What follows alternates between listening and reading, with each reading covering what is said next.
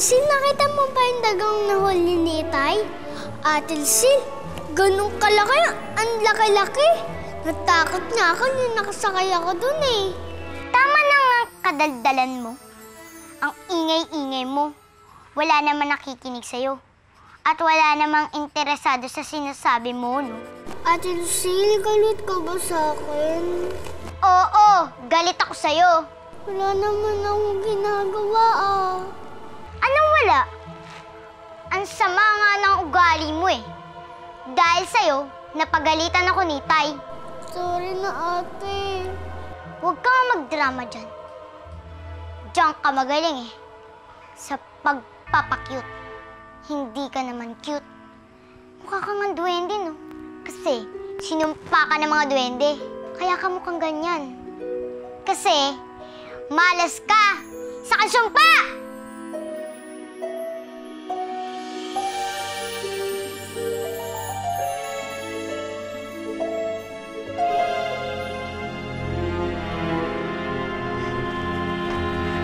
Oh, Lucille, yung kapatid mo, anong ginagawa?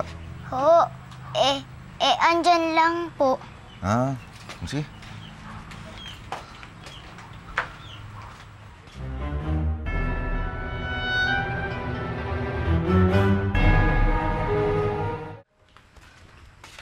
Oh, umiyak ka ba?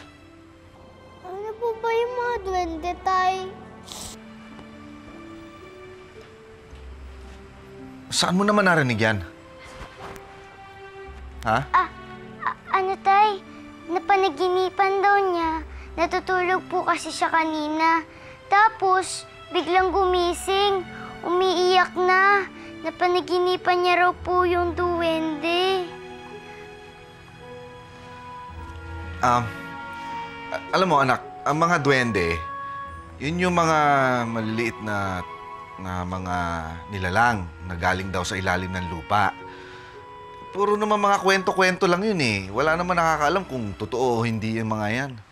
Eh di totoo po ang mga duwende kasi po malit ako, di po ba? Eh di ibig sabihin po, duwende ako. Ina, ayoko nang pag-uusapan natin dito mga duwende-duwende na yan ha. Hindi totoo ang mga yan. Katang-isip lang ang mga yan. Ikaw anak, totoong tao ka, katulad namin. Ha? O sige na, huwag ka nang malungkot. Dahil may regalo ako sa'yo. May regalo ako, Tay? At gusto ko matuto kang ipagtanggol ang sarili mo at maging matapang palagi. Paano po ba maging matapang? Paano po kung natakot ako? Alam mo, anak, kahit na matatapang, natatakot din yung mga yan. Kaya lang, hindi sila nagpapadaig sa takot. Alam ko na po kung anong ibig niyang sabihin. Nakasakay ako sa daga. Kahit natakot ako, inisip ko na lang, nangangabayo ko. Katulad nung nakita ko sa mga literato. Kaya, enjoy na lang ako. Oo, huwag naman masyadong mag-enjoy. Ang dapat, lagi kami dalang sandata. At saka dapat marunong ka ipagtanggol ang sarili mo, lalong-lalo na pag wala kami ng nanay mo. Po, Heto, ginawa ko yan para sa'yo.